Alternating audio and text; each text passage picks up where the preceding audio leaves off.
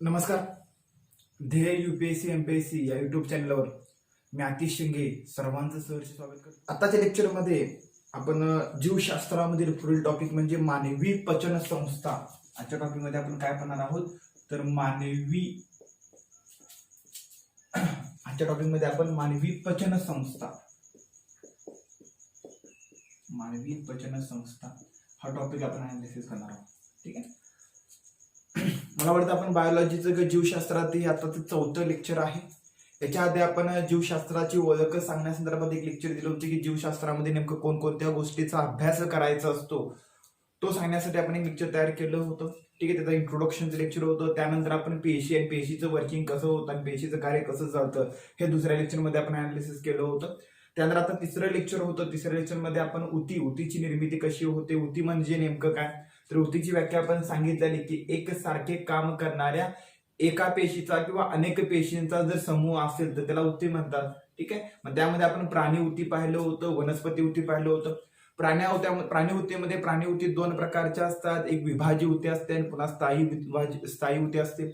विभाज्य ऊतीचे पुन्हा 3 प्रकार पडतात. ठीक आहे. स्थायी ऊतीचे पुन्हा 4 प्रकार पडतात. ठीक आहे. त्याला सरळ स्थायी ऊती म्हणतात. जे स्थायी ऊतीचे पुन्हा 4 प्रकार पडतात ते आपण मागच्या लेक्चरमध्ये पाहिलं होतं. जसं प्राण्यांच्या शरीराच्या ऊतीचा विचार केला की प्राण्यांच्या शरीरामध्ये 4 प्रकारच्या ऊती असतात. त्यामध्ये एक असतं अभिस्तर ऊती असतं, संयोजी ऊती असतं, स्नायू ऊती असतं.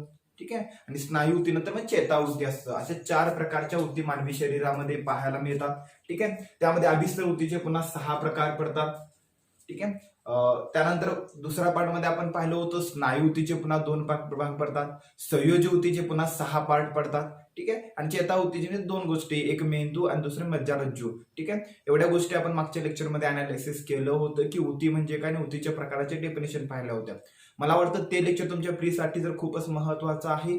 याच्यापूर्वी हा व्हिडिओ पाहण्याच्या आधी सर्वांनी ते आधीचे पहिले 2 लेक्चर पाहून घ्या, कारण ते 2 लेक्चर एकदम बेसिक होते. त्यामध्ये आपण पेशी आणि ऊती कशी होते ते पाहिलं. आणि ऊतीच्या पुढचा भाग की अनेक ऊती जर एकत्र आले तर काय बनत असतं, अवयव बनत असतात. आणि अशा अनेक अवयव जर एकत्र आले तर अवयव संस्था बनते. आणि अशातली एक अवयव संस्था आहे तिला आपण म्हणतो पचन संस्था. पचन संस्था म्हणजे काय, आपण वेगवेगळे जे अन्न पदार्थ सेवन करतो, आपण वेगवेगळे अन्न पदार्थ सेवन केल्यानंतर ते पचन म्हणजे त्या अन्न पदार्थाचं आपल्या शरीरामध्ये कशा प्रकारे पचन केलं जातं ह्या सगळ्या गोष्टी पाहणं म्हणजे पचन संस्था. मग तुम्हाला माहिती आहे आपण अन्न ग्रहण करतो म्हणजे आपल्या पचन संस्थेचे घटक कोणते असतात, पचन संस्थेमध्ये कोणकोणते अवयव येतात, तर सुरुवातीला मुख येतं. मुखामध्ये आपण अन्न सुरुवातीला सेवन करतो. मुखानंतर पुढे मुखामध्ये तुम्हाला दात आणि जीभ पण पाहायला मिळते.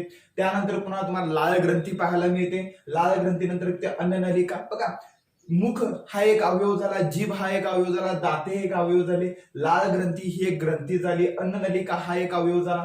पुन्हा यकृत असेल, पुन्हा जठर असेल, त्यानंतर स्वादुपिंड असेल, लहान आतडे आणि मोठ्या आतडे.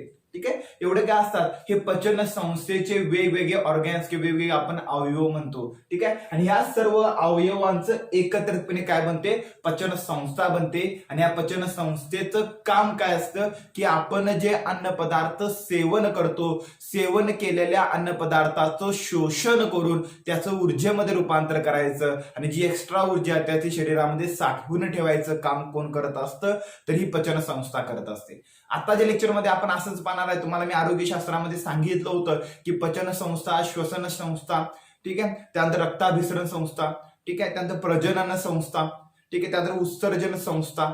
ठीक आहे. असे मानवी शरीराचे वेगवेगळे काय असतात, अवयव संस्था असतात. त्या वेगवेगळ्या अवयव संस्था आपापले काम व्यवस्थितपणे करत असतात आणि मानवी शरीर काय करतं मग व्यवस्थित काम करते. याच्यातली एखादी जरी व्यवस्था खराब झाली, जर श्वसन व्यवस्था खराब झाली तर मनुष्याला खोकला येतो किंवा त्रास होतो की त्यामध्ये मनुष्याचा मृत्यू सुद्धा होऊ शकतो.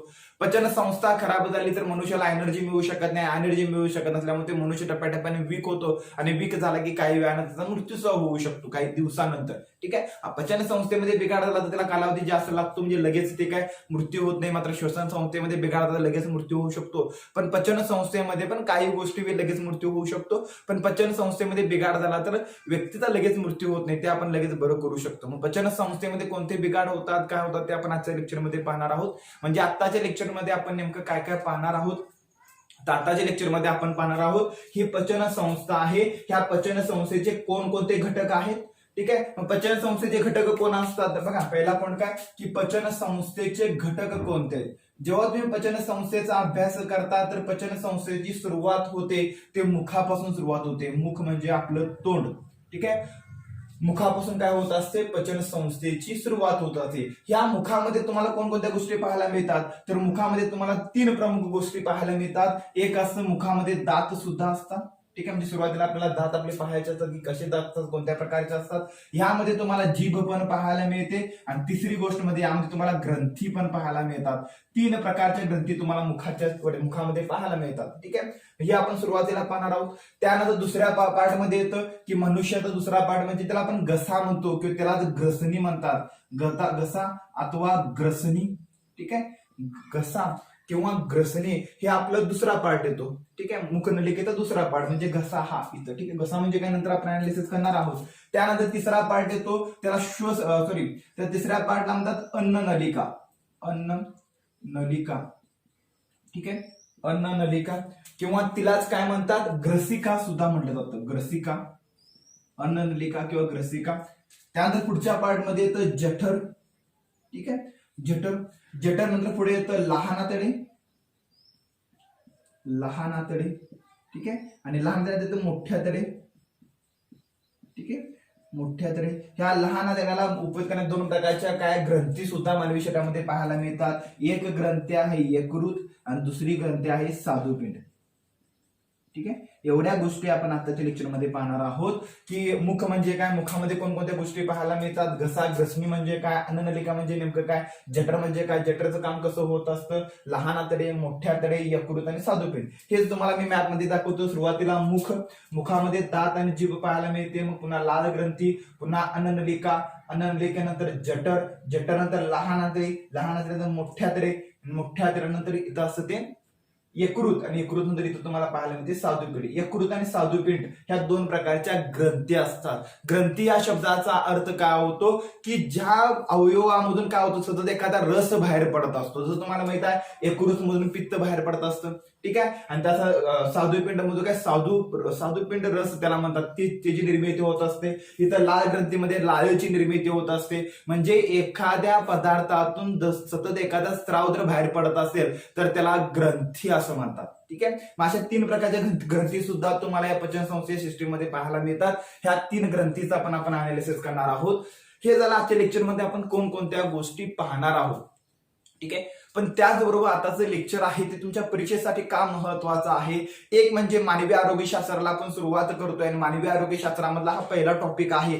तुमच्या परीक्षेला जे बायोमधून क्वेश्चन येतात त्या बायोच्या एकूण क्वेश्चन पैकी 70% क्वेश्चन हे मानवी आरोग्यशास्त्रातून येतात, ठीक आहे. मानवी आरोग्यशास्त्र त्याचं मानवी रोगशास्त्र पण असतं. पण जेव्हा तुम्हाला मानवाचं शरीर पहिला चांगल्या प्रकारे समजेल त्याच वेळी तुम्हाला काय समजू शकतं की मानवी रोगशास्त्र सुद्धा समजू शकतं, ठीक आहे. आता यामध्ये अपेंडिक्स पण येतात. मग अपेंडिक्स म्हणजे नेमकं काय, ठीक आहे. काही वेळा आपल्याला पित्ताचा त्रास होतो. पित्ताचा त्रास म्हणजे नेमकं काय, काही वेळा शुगरचा त्रास होतो. शुगर म्हणजे काय, शुगर म्हणजे आपण म्हणतो त्याला शुगर आहे. शुगर म्हणजे नेमकं काय, शुगर कधी प्रॉब्लेम होतो क्रिएट, ठीक आहे. पित्ताचा प्रॉब्लेम कधी येतो, ठीक आहे. आणि त्यानंतर मग अपेंडिक्स कधी खराब होतात, ठीक आहे. या सगळ्या गोष्टी आताच्या लेक्चरमध्ये येतात आणि हे सगळं आपण आताचे म्हणजे प्रत्येक अवयवाचं प्रत्येक ऑर्गॅनचं काहीतरी काम असतं, त्या कामामध्ये बिघाड झाला तर आपल्याला शरीराला व्याधी होते, ठीक आहे.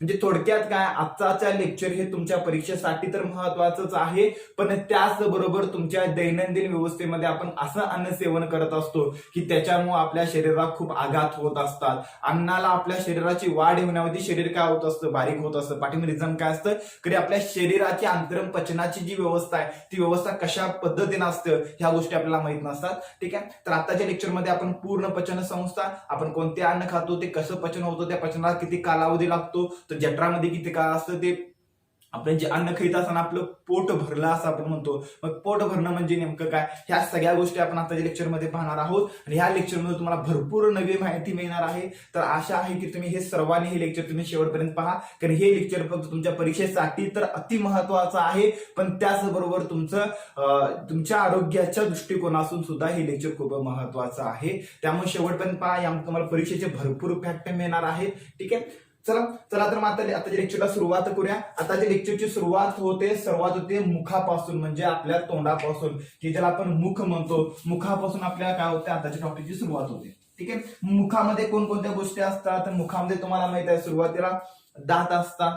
दात नंतर वरती काय असतो, टाळा पण असतो. ठीक आहे. वरती टाळा असतो, खाली टाळा असतो, त्यामध्ये पुन्हा जीभ पण येते. ठीक आहे. म्हणजे मुखाचा विचार केला तर मुखामध्ये कोणकोणत्या गोष्टी येतात, तर पहिला गोष्ट मुखामध्ये काय येतं, पहिला दात येतात. ठीक आहे. बघा दात, मनुष्याचे जे दात असतात हे दात कशा प्रकारचे असतात हे थोडं माहित पाहिजे. त्याच्या आधी जे मुखाचं काम काय असतं ते पण माहित पाहिजे ना. जेव्हा आपण एखादं अन्न पदार्थ सेवन करतो, आपण सेवन केलेलं अन्न पदार्थ हे खूप जटिल स्वरूपात असतं. जटिल म्हणजे काय, तर त्यामध्ये सगळे घटक असतात आणि ते खूप स्ट्रॉंग किंवा सॉलिड स्वरूपामध्ये असतं.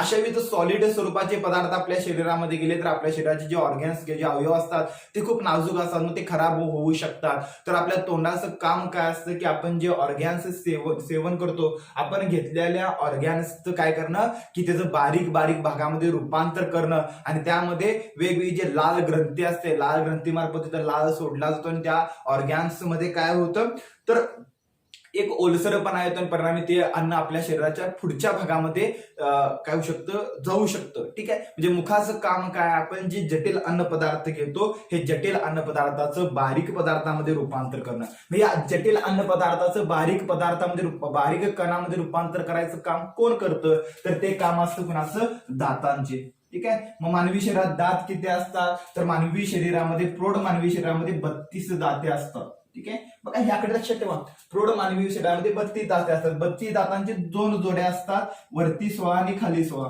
ठीक आहे. म्हणजे मनुष्याच्या जबड्याच्या वरती 16 दाते असतात आणि मनुष्याच्या जबड्याच्या खाली 16 दाते असतात. ठीक आहे. आणि बरोबर आपल्या मंतच्या मधल्या भागातून डिवायडेशन केला तर ह्या बाजूला 8 दाते असतात, ह्याच बाजूला 8 दाते. ठीक आहे. म्हणजे आपल्या तोंडाचा जर विचार केला तर तोंडामध्ये बरोबर वरती 16, पुन्हा खाली 16, त्यानंतर ह्या साईडला 8, ह्या साईडला 8, खाली 8, वरती 8. ठीक आहे. म्हणजे असं एक सिस्टमॅटिक आपल्या शरीरात तुम्हाला काय पाहायला मिळते, तोंडाच्या दातांची संख्या पाहायला मिळते. पण मनुष्याच्या आयुष्यामध्ये मनुष्याला किती दाते येतात, तर मनुष्याच्या आयुष्यामध्ये मनुष्याला टोटली 52 दाते येतात. ठीक आहे. 52 दाते कशी येतात, जेव्हा एखादं लहान मूल जन्माला आलं की लहान मुलाच्या 9 महिन्यापासून, ठीक आहे, साधारणपणे 9 महिने कालावधी असतो, कुणाचा 7 महिने असतो, कुणाचा 8 महिने असतो, साधारणपणे 9 महिन्याच्या कालावधीमध्ये लहान मुलांना दाते यायला सुरुवात होतात.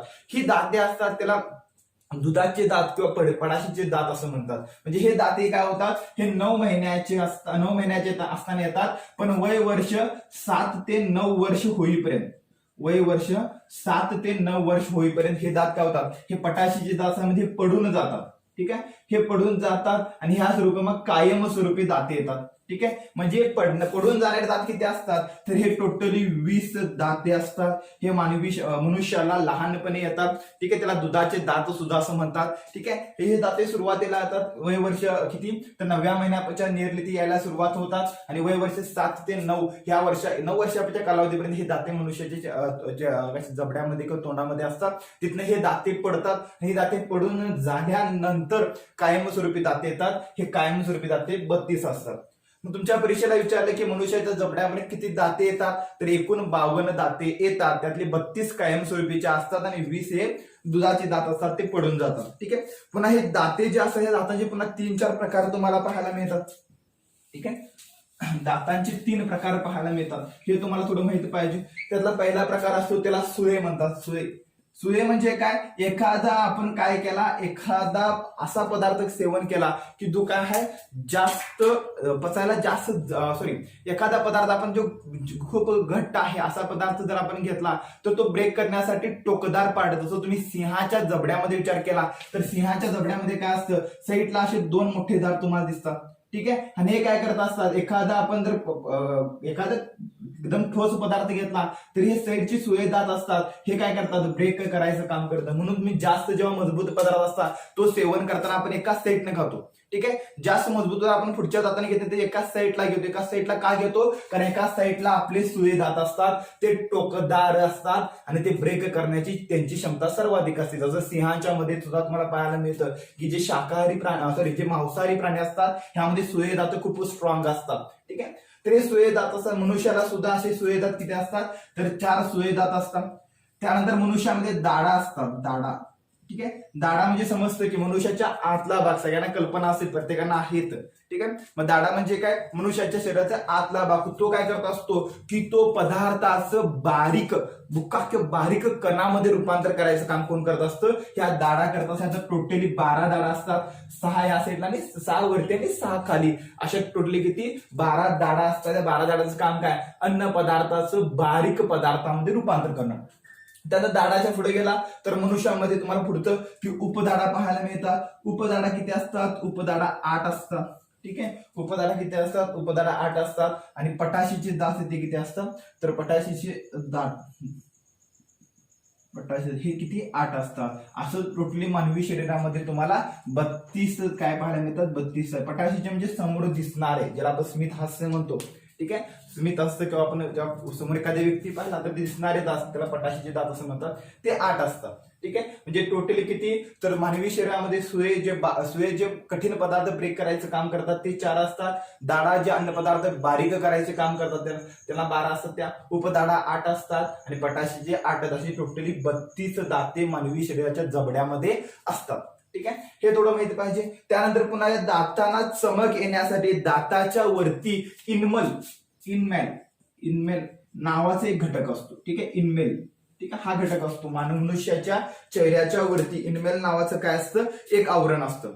ठीक आहे. ह्या आवरणाचा कलर कसा असतो, हे आवरण एकतर पांढरे असते किंवा पिवळे असते. काही जणांच्या मध्ये ते पिवळे सुद्धा असतं. म्हणजे इनमेल नावाचं काय असतं, एक आवरण असतं. ते आवरण कुठं असतं, तर दाताच्या फ्रंट साईडला असतं. आणि हे काय असतं, जेव्हा आपण एखादा शीत पदार्थ सेवन केला किंवा एखादा उष्ण पदार्थ सेवन केला तर अतिशीत आणि अति उष्ण पदार्थापासून दातांचं संरक्षण होण्यासाठी हे इनमेल हा पदार्थ असतो. इनमेल हा असतो. हे इनमेल कशापासून बनलेलं असतं, तर इनमेल हे खनिज द्रव्यापासून बनलेलं असतं. कशाचं, तर खनिज द्रव्याच्या पासून ते बनलेलं असतं. ठीक आहे. आणि हे काय असतं, एक फिकट किंवा आणि त्यामध्ये टोटली 96% खनिजे तुम्हाला पाहायला मिळतात. आणि एक वरचं आवरण असतं. ठीक आहे. काही वेळा हे वरचं आवरण नष्ट होता कामा नये, मग त्याला काय केलं जातं, त्याला वेगवेगळी करता ती चमक राहिली पाहिजे. ठीक आहे. दाते चमकतात ना, तर दाते जे चमकतात ते इनमेल ह्या आवरणामध्ये, त्याचे एक वैशिष्ट्य असतं की ठराविक कालानंतर पुन्हा रिन्यू होत असतं. ठीक आहे. आपल्या शरीराचं वैशिष्ट्य आहे, तुम्हाला माहिती आहे, शरीराची त्वचा सुद्धा काय होत असते, काही वेळानंतर निघून दुसरी त्वचा येत असते ना, त्यासाठी 2 महिन्याचा कालावधी लागतो. आपली त्वचा ही कायमस्वरूपी नसते. 2-3 महिन्यानंतर आपली त्वचा सुद्धा परिवर्तन होत असते. ज्या मृत पेशी ते निघून जातात आणि तिथं नवीन पेशी येत असतात. ठीक आहे. ह्याचप्रमाणे जे इनमेल आवरण आहे ते सतत चेंजेस होत असतं. परिणामी दातांना चकाकी कायमस्वरूपी राहते. ठीक आहे. म्हणजे तुमच्या परीक्षेला विचारले की दाताला चकाकी कशामुळे येते, तर ते इनमेल आवरणामुळे येतं. ठीक आहे. आणि दातांचे प्रकार, एवढे तुम्हाला गोष्टी आता समजल्या असतील. ठीक आहे. म्हणजे मुखातील पहिला पार्ट म्हणजे दात, सगळ्यांना दात म्हणजे काय ते समजलं असेल. ठीक आहे. त्यानंतर पुढचा पार्ट आहे, पुढच्या पार्टमध्ये आपण अनालिसिस करणार आहे की मनुष्याची जीभ. ठीक आहे. जीभ हा घटक आहे. प्रत्येकाला जीभची रचना माहिती आहे. जीभ आपल्या मनुष्याला कशा प्रकारची जीभ असते. ठीक आहे. ठीक आहे. आपण स्वतः यूज पण करतो. जिभेला काय हाड आहे का. ठीक आहे. जिभेला हाड वगैरे काय नसतं. जीभ कशापासून बनलेली असते, जीभ ही कालिका पेशी, जीभ ही कलिका पेशीपासून बनलेली असते. कलिका पेशी. ठीक आहे. माहित असून जीभ कोणत्या पेशीपासून बनलेली असते, तर जीभ ही कलिका पेशीपासून बनलेली असते. कुठल्या, तर कलिका पेशीमध्ये. आणि या कलिका पेशीचं वैशिष्ट्य काय आहे, तर या कलिका पेशीमुळे आपल्याला चवची जाणीव होते. चव म्हणजे आपल्याला वेगवेगळे टेस्ट होतात ना, काही तिखट ही चव नाही, तिखट ही टेस्ट नाही, गोड खारट, बरोबर आहे, अशा प्रकारच्या चवी टेस्ट लागतात आपल्याला. हे टेस्ट कशामुळे लागतात, ह्या कलिका पेशीमुळे लागतात. ठीक आहे. पण आपल्या जिभेमध्ये टेस्टचं पण जिभेमध्ये विभाजन केलं जातं. ठीक आहे. जीभ, आणि सगळ्यात पहिला म्हणजे जीभ हे एक मासल अवयव आहे. मासल म्हणजे काय, मांस पासून तयार झालेलं, त्यामध्ये हाड नसतं. ठीक आहे. प्रत्येकाला माहित आहे काय म्हणतात, तुझ्या जिभेला काय हाड आहे की नाही. म्हणजे काय, तर आपल्या बोलण्यामध्ये जीभ महत्वाचा रोल निभावत असते ना. आपला शब्द उच्चार करण्यामध्ये जीभचा खूप मोठा रोल असतो. जीभ ज्या पद्धतीनं मोमेंट करते त्याप्रमाणे प्रत्येक शब्दाचे स्वर बाहेर पडत असतात. तो आपण नंतर ध्वनी टॉपिक मध्ये अनालिसिस पण करणार आहोत की ध्वनीची निर्मिती कशी होते, जे स्वर आणि व्यंजन असतात त्याची निर्मिती कशी होते, तर आपल्या जिभेच्या मोमेंटवर आधारित असतं की आपली जीभ ज्याप्रमाणे मोमेंट करते त्याप्रमाणे शब्दांची निर्मिती होत असते. ठीक आहे. म्हणजे ज्यावेळी आपण अति जास्त बोलतो तेव्हा म्हणतात की तुझ्या बोलण्यावर नियंत्रण ठेव, तुझ्या जिभेला काही हाड आहे की नाही, मग ते थांबते की नाही असं म्हणतात. पण जीभ हा मांसल पदार्थ आहे. ठीक आहे. आणि जिभेचा पृष्ठभाग जो असतो तो खडबडीत असतो. मुलांना तुम्हाला पाहायला मिळत नाही, जिभेचा पृष्ठभाग हा खडबडीत असतो, मग त्यावर तुम्हाला रोमके वगैरे पाहायला मिळतात. ठीक आहे. सगळ्यांना कल्पना असेल. पुन्हा जिभेला जी टेस्टची जाणीव असते, जिभेच्या सर्वात आतला भाग असतो, सर्वात आतल्या भागामध्ये जिभेच्या सर्वात आतल्या भागामध्ये कडू टेस्ट असते. कोणती तर कडू. जेव्हा आपल्याला कडू लागतं ते कडू जिभेच्या सर्वात आत भागाला लागतं.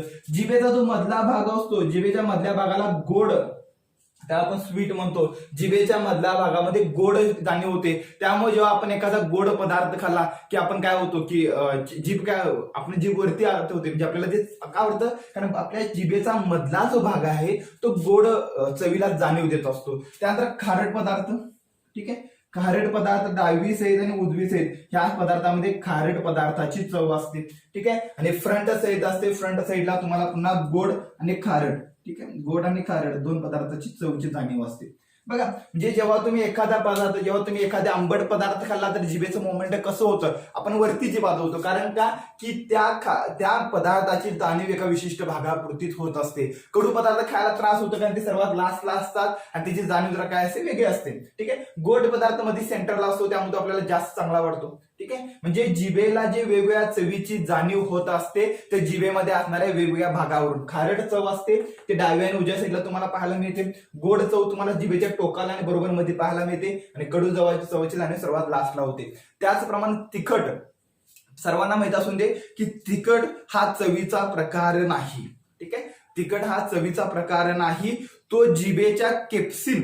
ठीक आहे. जिभेच्या केप्सिन ह्या एका अवयवामुळे जाणवतो, त्यामुळे शरीरावर अंगार येतात, अंगार असं होतं आणि त्याला जाणीव होते. ठीक आहे. म्हणजे तिखट हा चवीचा प्रकार नाही, हे तुम्हाला थोडं माहिती पाहिजे. ठीक आहे. बघा, मला वाटतं सगळ्यांना जिभेचं स्ट्रक्चर काय असतं ते समजलं असेल.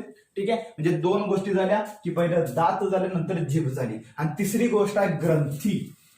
तोंडामध्ये कोणत्या ग्रंथी असतात, सर्वांना आता कळालं असेल की आपण मुखाचा अभ्यास करतोय. समजा हा मुख आहे तर मुखाच्या वरती इथं दात असतात. ठीक आहे. दोन जबड्याच्या वरती इथं मध्ये जीभ पण असते. ठीक आहे. आता हे दात आणि जीभ आणि हा मनुष्याचा चेहरा आहे. ठीक आहे. हा मनुष्याचा, ठीक आहे, असं आपण गेलो, हा मनुष्याचा चेहरा आहे. तर हे तोंड, त्यामध्ये ही जीभ झाली, वर खालची दात म्हणजे खालचा जबडा, वरचा जबडा. ठीक आहे. तर ह्याच मनुष्याच्या मुखामध्ये 3 प्रकारच्या ग्रंथी असतात. ह्या ग्रंथी कुठं असतात, एक ग्रंथी असते आपला जो वरचा मुखाचा टाळा असतो, त्याला आपण काय म्हणतो, मनुष्य टाळा म्हणतात ना, हा टाळा, वरचा टाळा आहे, इथे एक ग्रंथी असते. ग्रंथी म्हणजे काय की त्याच्यातून सतत स्राव बाहेर पडत असतो, सतत काय पाचकरस बाहेर पडत असतो, इथे एक ग्रंथी असते. त्यानंतर आपले जे 2 गाल असतात, दोन्ही गालाच्या आत बरोबर, ठीक आहे, दोन्ही गालाच्या बरोबर आत इथे एक ग्रंथी असते. ठीक आहे. म्हणजे आपले 2 गाल आहेत, दोन्ही गालाच्या आतमध्ये आतल्या भागात एक ग्रंथी असते. काही वेळा काय होतं, काही जणांचे गाल सुजतात. ठीक आहे. गाल का सुजतात, तर गालाच्या आतमध्ये ज्या 2 ग्रंथी असतात, ह्या 2 ग्रंथीमध्ये जर बिघाड झाला तर काय होतं की आपलं काय होतं की गाल सुजतात. ठीक आहे. म्हणजे इथं म्हणजे एक ग्रंथी टाळ्याच्या बरोबर मध्ये असते, 2 साईडला असतात आणि पुन्हा खाली एक ग्रंथी असते. अशा मनुष्याच्या शरीरामध्ये 3 प्रकारच्या ग्रंथी पाहायला मिळतात. त्या ग्रंथीची नावं काय आहेत, तर त्यामध्ये पहिला असं कर्णमूल ग्रंथी, कर्णमूल ग्रंथी. ठीक आहे. त्यानंतर दुसरी ग्रंथी असते, तिला म्हणतात अधोहुन ग्रंथी, अधोहुन. अधोहनु ग्रंथी, अधोहन ग्रंथी. आणि तिसरी ग्रंथी असते तिला म्हणतात अधोजीव. ठीक आहे. अधोजीव ग्रंथी. अशा 3 ग्रंथी तुम्हाला मानवी शरीरामध्ये पाहायला मिळतात. ठीक आहे. ह्या 3 ग्रंथीचं तुम्हाला जवळजवळ ह्या 2 ग्रंथी एवढे आवश्यक नाहीत, कधी विचारत नाहीत सहसा परीक्षेला, पण कर्णमूल ग्रंथी मात्र महत्वाची असते. ह्या कर्ण ग्रंथीला इंग्रजीमध्ये तिला पेरोटेट ग्रंथी असं म्हणतात. काय म्हणतात, तर पेरोटेट ग्रंथी असं म्हणतात. पेरोटेट ग्रंथी, ही पेरोटेट ग्रंथी तुमच्या परीक्षेसाठी खूप महत्वाची असते. ह्या पेरोटेट ग्रंथीचा विचार केला तरी ती बरोबर गालाच्या खाली असते आणि या ग्रंथीमधून काय की बघा, टोटली सर्व 3 ग्रंथीमधून काय निर्मिती होत असते, तर वेगवेगळे स्त्राव काय होतात, बाहेर पडतात. त्यालाच आपण लाळ म्हणतो. ठीक आहे. स्राव म्हणजे काय, पातळ घटक बाहेर पडतात. ठीक आहे, तो स्राव. मग आपल्या मनुष्याच्या या 3 ग्रंथीतून एका दिवसाला किती लाळेची निर्मिती होते, तर एका दिवसाला 1.5 लिटर लाळेची निर्मिती होते. किती? 1.5 लिटर म्हणजे किती? 1.5 लिटर लाळेची निर्मिती आपल्या मुखामध्ये पर दिवशी, एका दिवसाला 1.5 लिटर लाळेची. हे फॅक्ट तुम्हाला माहित पाहिजे. हे परीक्षेला विचारतात की आपल्या शरीरामध्ये स्वादुपिंडमध्ये किती वेळा स्वादुपिंड रस तयार होतो, यकृतामध्ये किती वेळा पित्ताशय, किती लिटर पित्त निर्मिती होतं. ठीक आहे, तसंच आपल्या तोंडामध्ये जी लाळ असते ती लाळ किती लिटर दिवसाला निर्मित होत असते, तर 1.5 लिटर एवढी लाळ आपल्या शरीरामध्ये निर्मिती होत असते. मग या लाळेमध्ये कोणते घटक असतात, तर लाळेमध्ये तुम्हाला 2 प्रकारची विकरे पाहायला मिळतात. ही जी लाळ असते, लाळेमध्ये 2 प्रकारची विकरे. ठीक आहे, आता विक्रिय किंवा इंग्लिशमध्ये एन्झाइम्स म्हणतात. ओके, मग विक्रिय म्हणजे नेमकं काय, की आपल्या शरीरामध्ये एखाद्या गोष्टीचं पचन करण्यासाठी ते पचन करणारे विक्र्यांची आवश्यकता असते. जसं प्रत्येक कुलपाला एकच चावी असते आणि त्या चावीनच ते कुलूप काय करता येतं, तोडता येतं किंवा कुलूप ते उघडता येतं. तसंच पचनाच्या क्रियेमध्ये आपण जे वेगवेगळे घटक सेवन करतो, प्रत्येक घटक पचन करण्यासाठी वेगळ्या पद्धतीचे विक्रिय आवश्यक असतात. ठीक आहे, आणि ते विक्रिया आपल्या शरीरामध्ये स्रावत असतात. ठीक आहे, अशा 2 प्रकारची विक्रिया कुठे तयार होत असतात, अशी 2 विक्रिया आपल्या लाळ ग्रंथीमध्ये असतात. म्हणजे विक्रांचं काम काय असतं, आपण केलेले पचनाचं पचन करणं. काही वेळा सेल्युलोज आहे, सेल्युलोज मी तुम्हाला सांगितलं की प्राणी पेशीच्या बाहेरचं जे आवरण असतं ते सेल्युलोज पासून बनलेलं असतं. ठीक आहे, हे सेल्युलोज मानवी शरीरामध्ये पचन केलं जात नाही. कारण का, सेल्युलोज पचन करण्यासाठी सेल्युलोज स्राव आवश्यक असतो, सेल्युलोजची विक्रिया आवश्यक असतात. ही सेल्युलोजची विक्रिया मानवी शरीरामध्ये निर्मिती होऊ शकत नाही.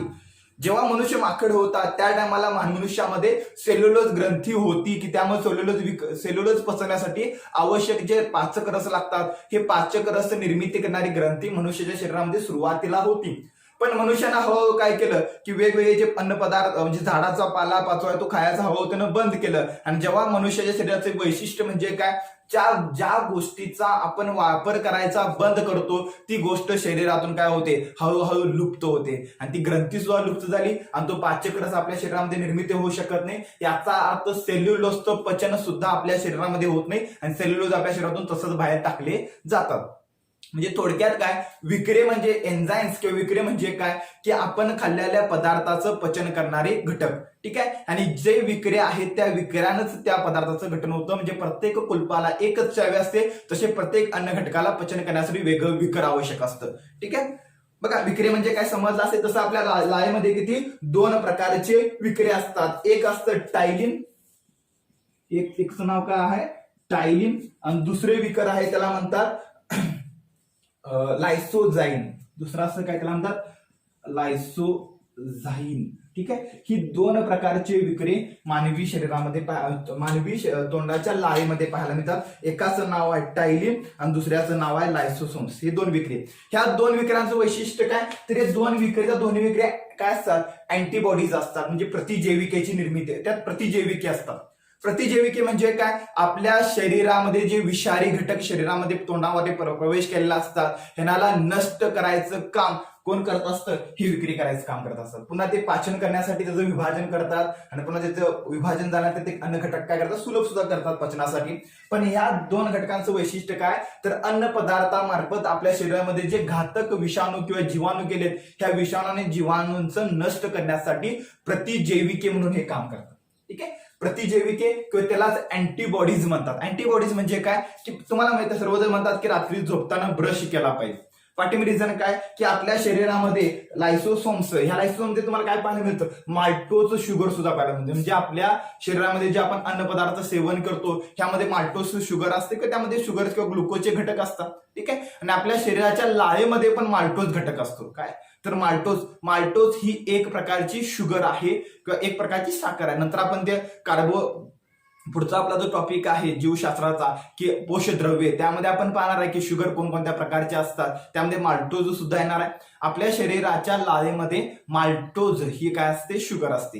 ही माल्टोज शुगर आपल्या शरीराच्या तोंडामध्ये असते. जेव्हा आपण एखादा अन्न पदार्थ सेवन करतो, सेवन केलेला अन्न पदार्थ आपल्या शरीराच्या दातामध्ये तो तसाच राहतो. ठीक आहे. आणि जेव्हा आपण रात्रीचं झोपतो तेव्हा ह्या दातामध्ये राहिलेले जे कण असतात ह्यामध्ये माल्टोज जी लाळ असते ती त्यामध्ये मिक्स होते आणि तिथं मिक्स झाल्यामुळे आपल्या शरीरामध्ये जीवाणू किंवा बॅक्टेरियाची वाढ व्हायला सुरुवात होते. कारण का की जिथं बरोबर ना, जिथं एक उदाहरण सांगेल तुम्हाला की जिथं साखर आहे तिथं मुंगी लागणारच ना.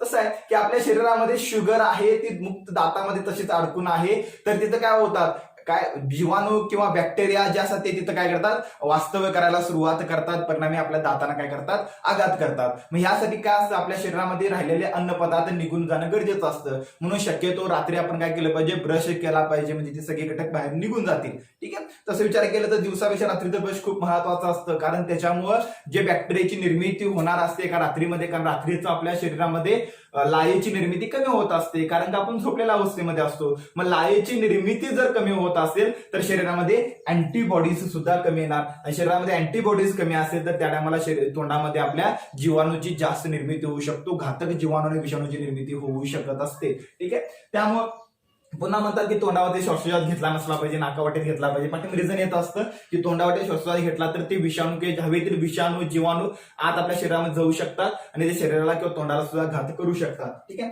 तर मला वाटलं सगळ्यांना समजलं असेल की आपली जे लाळेमध्ये दोन प्रकारचे घटक असतात, एक टायलिन घटक असून दुसरा मायसोसिन, हे दोन प्रकारची विक्रिया असतात. हे पचनासाठी उपयुक्त असतात, त्याचप्रमाणे ते अँटीबॉडीज म्हणून सुद्धा काम करत असतात. पुन्हा ह्या जेव्हा लाळेमध्ये टायलिन आणि लायसोसोन्स हे दोन विक्रिया जेव्हा आपल्या खाल्लेल्या अन्न घटकामध्ये मिक्स होतात तेव्हा आपण खाल्लेलं जे अन्न पदार्थ आहे ते आम्लयुक्त बनतं. काय बनतं, आम्लयुक्त म्हणजे ऍसिडिक बनतं. त्याचा जर पीएच विचार केला तर त्याचा पीएच असतो 6.8.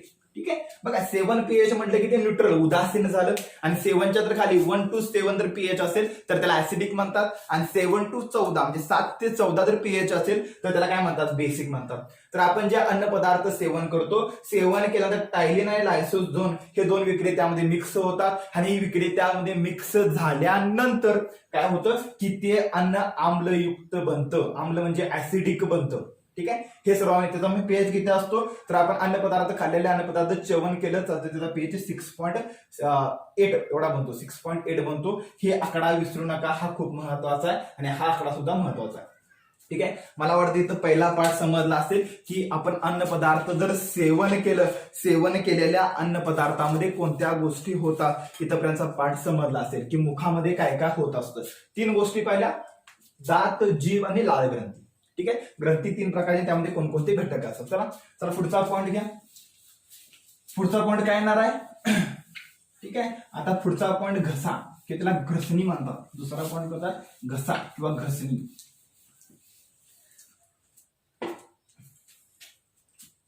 ठीक आहे. सतत म्हणतात घसा खराब झाला की नाही, आता बरोबर आहे.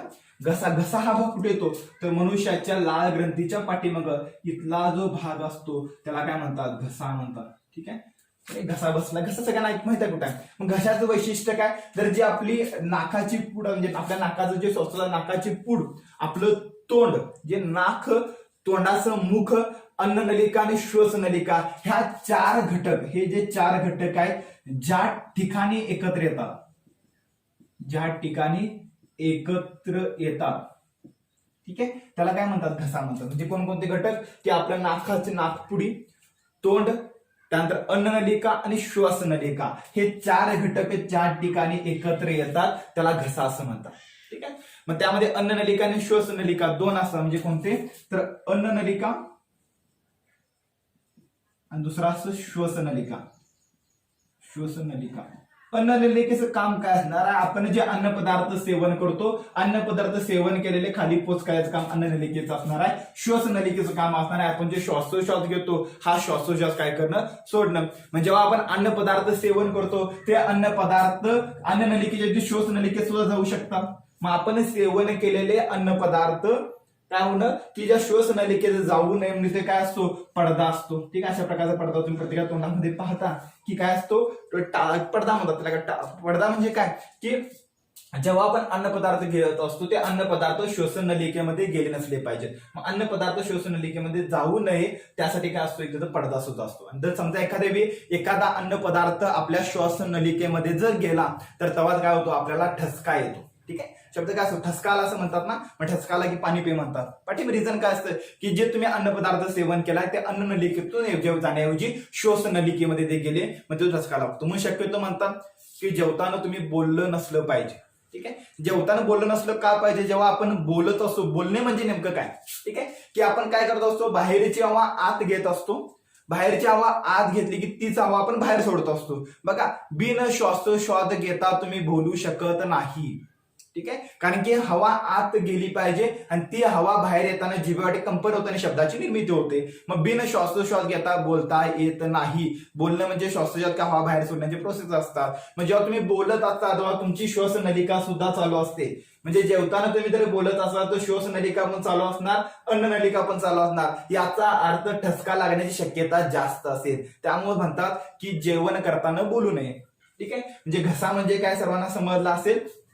ठीक आहे, की तोंड, नाक, अन्ननलिका, श्वसनलिका जे एकत्र त्यांना घसा असं म्हणतात. आणि ठसका लागणं म्हणजे काय ते तो समजला असेल. त्यानंतर पुढची गोष्ट आहे घशानंतर पुढचं घ्रसणी. ठीक आहे, त्या घ्रसणी किंवा त्यालाच म्हणतात काय, अन्ननलिका. अन्ननलिका थोडं माहित असून म्हणजे आपलं जे पूर्ण पचन संस्था असते, पूर्ण पचन संस्था ही 32 फूट असते. किती? 32 फूट असते. हे फॅक्ट मग तुम्हाला माहित होते. पूर्ण आपली पचन संस्था म्हणजे मुखापर्यंत ते गुदुला म्हणजे बाहेर अन्न टाकीच्या सगळा पार्ट हा एकूण किती 32 फूट पर्यंत एवढा असतं. ठीक आहे, तो एक फॅक्ट तुम्हाला माहित असून दे. ठीक आहे, त्यामध्ये तोंडाचा आकार खूप कमी असतो. तिथं मात्र घसा जर तुम्ही घसणीमध्ये गेला, अन्ननलिका, अन्ननलिकेची सुरुवात कुठे होणार की घशापासून अन्ननलिकेची सुरुवात होणार. इथेपासून ते जठरापर्यंत म्हणजे हा सगळा भाग म्हणजे घसापासून जठरापर्यंतचा जो भाग असतो त्याला काय म्हणतात, अन्ननलिका. अन्न वाहून नेणारी नलिका. ठीक आहे, म्हणजे अन्ननलिकेमध्ये अन्ननलिका ही पोकळ असते का, तर अन्ननलिका ही पोकळ नसते. अन्ननलिकेमध्ये जे अन्नाचं पार्सल म्हणजे अन्न इथून जे असतं ते कशा पद्धतीने जातं तर त्या पद्धतीलाच म्हणतात काय, परिचालन. शब्द काय असतो, परिचालन. परिचालन म्हणजे काय, अन्न घशापासून जठरापर्यंत पोहोचवण्याची जी प्रोसेस असते त्याला परिचालन म्हणतात. हे परिचालन कसं होत असतं, काय आकुंचन आणि प्रसरण. म्हणजे समजा ही अन्ननलिका आहे, ही अन्ननलिका काय पूर्ण भरलेली अन्ननलिका आहे. भरलेली म्हणजे तिथं काय स्नायू आहेत ना, काय ते घटक आहेत. ती पोकळ नाही की तिथं घेतले पाणी लगेच खाली गेलं असं नाही, तर ती पोकळ नाही, त्यामध्ये घटक आहेत. तुम्ही अन्न पदार्थ खाल्ला की हा अन्न पदार्थ इथे येतो आणि इथून मग काय होतं, हे जर प्रसरण पाहायचं होतं, हे प्रसरण होतं तसं खाली जातं, मग वरती आकुंचन होतं. ठीक आहे, हा पदार्थ खाली गेला तर वरती काय होतं, आकुंचन होतं. प्रसरण आकुंचन, प्रसरण आकुंचन करत काय होतो, हा पदार्थ खाली सरकतो. ठीक आहे, म्हणजे अन्न नलिकेमध्ये जे वहन होत असतं त्या वहनाला परिचालन म्हणतात आणि ते आकुंचन आणि प्रसरण ह्या माध्यमातून होत असतं. हे तुम्हाला समजलं पाहिजे. ठीक आहे, बघा जे अन्ननलिका हा टॉपिक पण इथं संपतो, त्याला घ्रसणी असं म्हणतात. तुमच्या परीक्षेला एकदा विचारतात घ्रसणीमध्ये जे वहन होतं ते कशा पद्धतीनं होत असतं, तर ते परिचालन पद्धतीनं होत असतं. मला वाटतं दुसरा पॉईंट, तिसरा पॉईंट म्हणजे समजला. त्यानंतर चौथा पॉईंट आहे की इथून मग अन्न कुठं जातं, तर तिसरं ते म्हणजे जठरामध्ये अन्न जातं. काय म्हणतात त्याला, जठर. चौथी गोष्ट की जठर, अन्न कुठं जातं, जठरामध्ये जातं. ठीक आहे, आता इथं जठराचं काम खूप महत्वाचं आहे. ओके, जठरचं वैशिष्ट्य सांगायचं म्हटलं तर जठर हे आपल्या शरीरातील सर्वात रुंद भाग असतो. रुंद. ठीक आहे, जे आपल्या शरीरातील सर्वात रुंद भाग कोणता असेल तो जठर असतं. जठराचा आकार कसा असतो, तर जठराचा आकार जे प्रमाण असतो. ठीक आहे, जठराचा आकार तिथं मी डायग्राम मध्ये दाखवलं की जठर कसं असतं, जठर हे अशा प्रकारे असतं.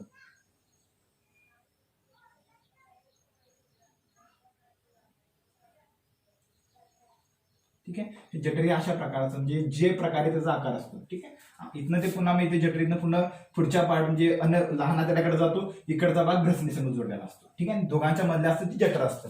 ठीक आहे, त्याला जठर म्हणतात. ठीक आहे, जठराचं काम काय आहे की तोंडावाटे किंवा मुखाद्वारे किंवा अन्ननलिकेद्वारे जे अंशतः पचल्यालं अन्नपदार्थ, कोणते तर अंशतः पचल्यालं अन्नपदार्थ, अंशतः. ठीक आहे, पचलेले अन्नपदार्थ थोडे पचलेले असतात ना, कारण त्यामध्ये विक्रे थोडे मिक्स झालेले असतात. ठीक आहे, पण एवढे अंशतः म्हणजे काही प्रमाणात पचलेले अन्न घटक हे जठरामध्ये येतात. अंशतः पचलेले अन्नपदार्थाचे घटक जठरामध्ये येतात. हे घटक जठरामध्ये किती वेळ राहतात, तर 4 तास. आपण सेवन केलेले घटक 4 तास जठरामध्ये तसेच असतात. हे थोडं माहिती पाहिजे. हे भरपूर जणांना माहित नसतं. आपण सतत 2-2 तासाला जेवत असतो, भरपूर मोठ्या प्रमाणात जेवल्यामुळे काय होतं की आपल्या जठरामध्ये रिक्त जागाच नसते, कारण आपण खाल्लेले कोणताही अन्न घटक हा 4 तास जठरामध्ये असतो. आणि जर तुम्ही सतत खाईत असाल तर काय होतं, हा जठराचा आकार वाढतो. ठीक आहे, मग जठराचा आकार वाढला की मग भूक वाढते, मग जास्त सेवन करावं लागतं. ठीक आहे, मग खादी जास्त होते पण पचन कमी होतं. ठीक आहे, त्यामुळे मग काय होतं, मग आपल्या शरीरातील घटकांचे पदार्थ म्हणजे आपण खाल्लेल्या घटकांचे प्रमाण वाढतं, स्निग्ध पदार्थाचं घटकांचं प्रमाण वाढतं आणि आपलं का स्थूल व्हायला सुरुवात होते. ठीक आहे, मग काही वेळा जठर काय करायचं, जठर बारीक सुद्धा केलं जातं, त्यासाठी एक सर्जरी पण असते, ह्या सर्जरीला जठरचा आकार कमी केला जातो. ठीक आहे, पण सुरुवातीला जर माहित असेल की आपल्या जठरामध्ये आपण सेवन केलेले अन्न घटक फक्त 4 तासच जठरामध्ये राहतात, 4 तास जठरामध्ये राहत असतं, त्यामुळे आपण सेवन करताना काय केलं पाहिजे, लिमिटमध्ये सेवन केलं पाहिजे. ठीक आहे, म्हणजे किती तर आपण सेवन केलेले अन्न घटक 4 तास जठरामध्ये राहतात. ठीक आहे, जठराचा जर आकार पाहिला तर साधारणपणे 45 ते 75 ml एवढं काय त्याचा आकार असतो. किती 45 ते 75 ml. ठीक आहे, ml म्हणजे काय की एवढा अन्न पदार्थ ते साठवून ठेवू शकतं 45 ते ml मध्ये. ठीक आहे, एवढे पदार्थ जठरामध्ये राहू शकतात. जेव्हा तुम्ही जेवताना पोट भरलं असं म्हणता, पोट भरलं म्हणजे काय, जठर भरलेलं असतं. ठीक आहे, मग काय वेळा काय होतं, जठर भरून तुमचा अन्न पदार्थ वरती येतात, वरती आले की ते एकदा बाहेर येत असत. ठीक आहे, म्हणजे जठर भरलं म्हणजे पोट भरलं असं म्हणतो. ठीक आहे, हे जठर म्हणजे आता जठर म्हणजे सर्वांना काय कळालं असेल. मग जठराचं कार्य काय असतं, आपण जे खाल्लेलो अन्न पदार्थ असतात, हे खाल्लेले अन्न पदार्थ जठरामध्ये ढवळले जातात, घुसले जातात, मिक्स केले जातात. ठीक आहे, आणि या जठरामध्ये मोठ्या प्रमाणात विक्रिया मिक्स होतात. या जठरामध्ये एक प्रकारची ग्रंथी बघा, 2 पेशी जठरामध्ये काय काय असतात, एक ग्रंथी असते, ह्या ग्रंथीचं नाव आहे पायलेटिक ग्रंथी. पायलेटिक ग्रंथी, ही पायलेटिक ग्रंथी तुम्हाला जठरामध्ये पाहायला मिळते. पुन्हा अजून काय असतं, इफेथिलील सेल असते, इफेथिलील पेशी ही जठरामध्ये असते. आणि त्यानंतर तिसरा असतं तिला ऑक्सिटिड पेशी असं म्हणतात. तिसरी असते तिला काय म्हणतात, ऑक्सिटिड पेशी. ठीक आहे, ह्या 2 पेशी आणि एक ग्रंथी असते. ठीक आहे, जठरामध्ये काय काय असतं, तर जठराला तुम्ही काय केला तर अशा प्रकारचं ब्रेक केला आणि बघितला आतमध्ये जठराचे काय आहे, तर एक पायलेटिक ग्रंथी आहे, एक इपॅथिलिल पेशी आहे आणि एक दुसरी आहे ते एक्झॅक्टिक पेशी आहे. पायलेटिक ग्रंथी असते, ही पायलेटिक ग्रंथी जठरामध्ये 2 प्रकारची विक्रिया तयार करते. किती तर 2 प्रकारची विक्रियांची निर्मिती करते. कोणते विक्रिया असतात, विक्रिया म्हणजे काय मगाशी मी सांगितलं, तर 2 प्रकारची. एकाचं नाव असतं पेप्सिन आणि दुसऱ्याचं नाव असतं त्याला रेनिन म्हणतात. पेप्सिन आणि रेनिन हे 2 प्रकारची विक्रियांची निर्मिती करते. कोण तर पायलेटिक ग्रंथीमध्ये मी सांगितलं की जे वेगवेगळे स्रावाची निर्मिती करत असतात, तर कोणते स्राव, पेप्सिन आणि रेनिन हे 2 प्रकारची विक्रिया. ठीक आहे, 2 प्रकारच्या विक्रियाची निर्मिती कुठे होत असते, पायलेटिक ग्रंथीमध्ये होत असते. त्याचप्रमाणे या 2 विक्रांचं काय असतं, पेप्सिन आणि रेनिन ह्या 2 विक्रांचं काम आहे आपल्या शरीरामध्ये जे प्रथिने असतात. प्रथिने म्हणजे तुम्हाला माहिती आहे प्रथिनेमध्ये कोणतं असतं, CHON म्हणजे कार्बोहायड्रेट आणि प्लस नायट्रोजन, ह्याला प्रथिने म्हणतात. आपल्या शरीरातील प्रथिनांचं पचन करायचं काम हे पेप्सिन आणि रेनिन करत असतात. म्हणजे थोडक्यात काय, जठरामध्ये आपण जे प्रथिने सेवन करतो, हे प्रथिने पचन करायचं काम कोण करत असेल, तर पायलेटिक ग्रंथीमध्ये स्रावला किंवा निर्माण झालेले पेप्सिन आणि रेनिन हे 2 प्रकारची विक्रिया प्रथिनांचं काय करतात, शोषण करतात. म्हणजे आपल्या जठरामध्ये प्रथिनांचं शोषण होत असतं. ठीक आहे, सगळ्यांना समजलं असेल की आपल्या शरीरामध्ये काय होत असतं, प्रथिनांचं शोषण होत असतं. ठीक आहे, त्यानंतर पुढं एपिथेलियल पेशी असते. एपिथेलियल पेशीपासून म्युकस ठीक आहे, म्युकस हा घटकाची किंवा ह्या द्राव्याची निर्मिती होते. आणि ऑक्सिडेटिव्ह पेशी असतं, ह्यापासून आपल्या शरीरामध्ये HCl, त्याला हायड्रोक्लोरिक आम्ल म्हणतात. काय HCl ह्या आम्ल आहे म्हणजे ऍसिड आहे. ठीक आहे, HCl ह्या ऍसिडची निर्मिती होते ऑक्सिडेटिव्ह पेशीपासून. ठीक आहे, बघा म्हणजे आपल्या शरीराच्या मनुष्याच्या जठरामध्ये सुद्धा ऍसिड असतं आणि त्या ऍसिडचं नाव काय आहे, HCl. ठीक आहे, HCl ऍसिड तुम्हाला पाहायला मिळतं. हे HCl ऍसिड खूप कॉन्सन्ट्रेटेड वीक असतं, पण ते शरीरामध्ये नंतर मोठ्या प्रमाणात एखादं पहा की तुम्ही काय केलं, दिवसभर जेवणच केला नाही, सकाळी उठल्यापासून तुम्ही दुपारपर्यंत, दुपारच्या पुढे पण तुम्ही काय केला नाही, जेवला नाही, तेव्हा तुम्हाला पोटात दुखायला चालू होतं. पोटात दुखायला काय चालू होतं, कारण आपल्या मनुष्याच्या जठरामध्ये हे HCl द्राव्य तयार होत असतं. आणि जर तुम्ही कोणत्याही प्रकारचं अन्न जर सेवन केला नाही तरी HCl काय होतं, जठरामध्ये गोळा होतं आणि ते आपल्याला काय करतं, मग काय होतं, काय मग त्रास व्हायला सुरुवात होते. ठीक आहे. किंवा जर तुम्ही काय केला, फक्त चहा पिला, चहा संग बिस्किट खावा असा सल्ला दिला जातो. कारण का, तर चहा हा ऍसिडिक असतो. ठीक आहे. जर तुम्ही सकाळी सकाळी उठल्या फक्त चहा पिला तर आपल्या शरीराच्या जठरामध्ये हा चहा गेला. ठीक आहे. पुन्हा ते चहा ऍसिडिक आहे, ह्यात HCl सुद्धा ऍसिड आहे.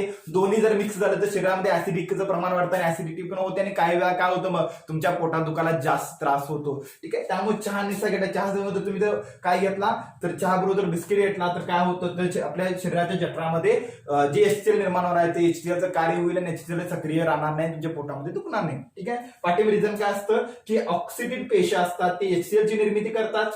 इपॅथिलिक पेशी असतात, ते म्युकस निर्मिती करतात आणि पेप्सिन आणि रेनिन हे दोन मग काय तयार होत असतात. ठीक आहे. त्यानंतर बघा HClचं काम काय असतं, तर हे HCl जेव्हा तुम्ही प्रथिनाचं पचन करत असता, त्या प्रथिनाच्या पचनामध्ये हे HClचा रोल मोठा असतो, की प्रथिनांच्या पचनामध्ये HClचा. पण काही वेळा जर शरीरामध्ये HClचं जर प्रमाण वाढलं तर HClचं प्रमाण नियंत्रण ठेवण्यासाठी कोण असतं, तर म्युकस असतं. ठीक आहे. म्हणजे म्युकस हे कशासाठी असतं, की मनुष्याच्या जठरामध्ये जर HClचं प्रमाण जर वाढलं तर ते HClचं प्रमाण नियंत्रण ठेवण्यासाठी म्युकस असतं.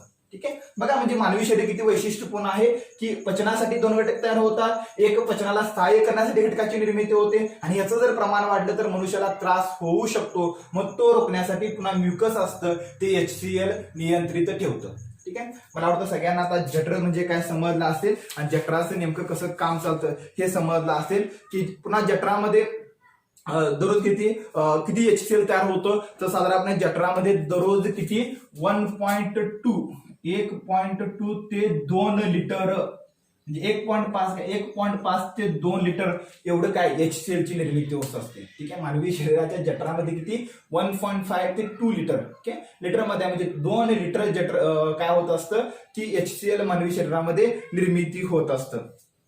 ठीक आहे. म्हणजे जठराचं काम काय आहे, अंशतः पचलेल्या अन्नाचं पचना किंवा शोषणामध्ये पचन करणं. ठीक आहे.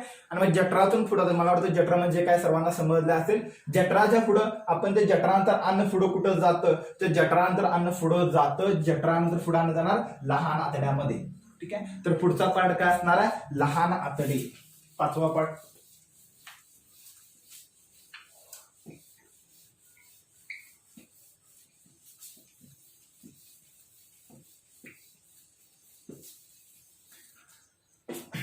पुढचा पार्ट आहे लहान आतडी. ठीक आहे. खूप महत्वाचं, पचनाचं राहिलेले सर्व अन्न घटक असतात, सर्व अन्न घटकाचं शोषणाचं काम, राहिलेले सर्व अन्न घटकाचं शोषणाचं कार्य, शोषणाचे कार्य कोण करतं, राहिलेल्या सर्व अन्न घटकांच्या शोषणाचं कार्य हे काय करत असतं, लहान आतडी करत असतं. म्हणजे लहान आतडी खूपच महत्वाचा आहे. ठीक आहे. तो आपल्या अन्ननलिकेतील सर्वात लांब भाग असतो. आपल्या अन्ननलिकेतील सर्वात रुंद भाग म्हटला तर ते जठर असणार आणि अन्ननलिकेचा सर्वात लांब भाग म्हटला तो ते जठर असतं, ते लहान आतडी असतं. लहान आतडी खूप लहान भागामध्ये बसले असते, याचा अर्थ काय असतं, ते संकुचित झालेलं असतं, ते ट्रेस केलेलं असतं. जेव्हा त्यामध्ये अन्न घटक येतात तेव्हा त्याचा आकार वाढत जातो. ठीक आहे. म्हणजे आपल्या शरीरातील सर्वात जास्त किंवा आपल्या अन्ननलिकेतील सर्वात मोठा भाग म्हणजे तो लहान आतडी असतो. त्याची किती लांबी असते, तर ते 6 ते 9 मीटर असू शकतं. 6 ते 9 मीटर असू शकतं. ठीक आहे. जर फीट मध्ये विचार केला तर ते 22 फीट असू शकतं. महिलांचं लहान आतडी पुरुषांच्या पेक्षा मोठं असतं, ते 7.7 पेक्षा जास्त मीटर असू शकतं. ठीक आहे. म्हणजे महिलांचं लहान आतडी हे पुरुषापेक्षा मोठे असतं. ठीक आहे.